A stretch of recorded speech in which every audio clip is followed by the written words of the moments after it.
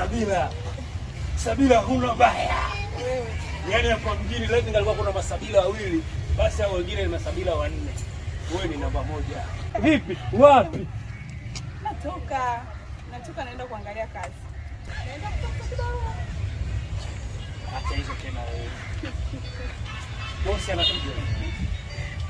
Kuachana na Uba. Mbona jamii?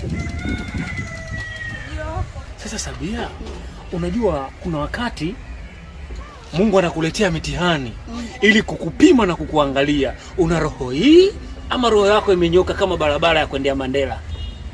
Maana yangu iko hivi.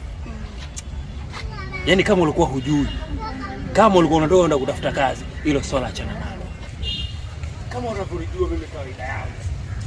Yaani pale ofisini kwetu pale, watu wafanye yote. Ila hapa, yaani yule meneja wako kipara yule ipo siku. Maana namuona sasa hivi shobo zake.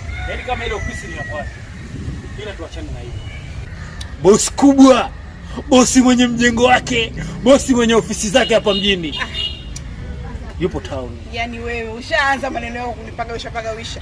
Una nini? Mkuja mchokonyo bwana cha masiara bwana. Mimi sasa nataka niwahi. Hivi Sabila mimi unanifahamu nifahamu?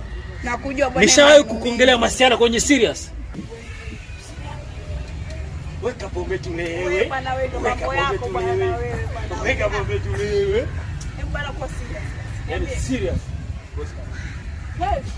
Na kwa taarifa nilizonazo mimi Chawa, Jumatatu hii ama wiki ijayo watu wote wanatakiwa warudi ofisini.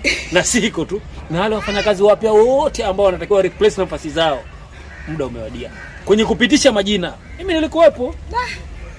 Yanapotokezea majambo magumu, wewe unatakiwa ukasi moyo. Sasa ninachotaka kukuambia, yani kuanzia leo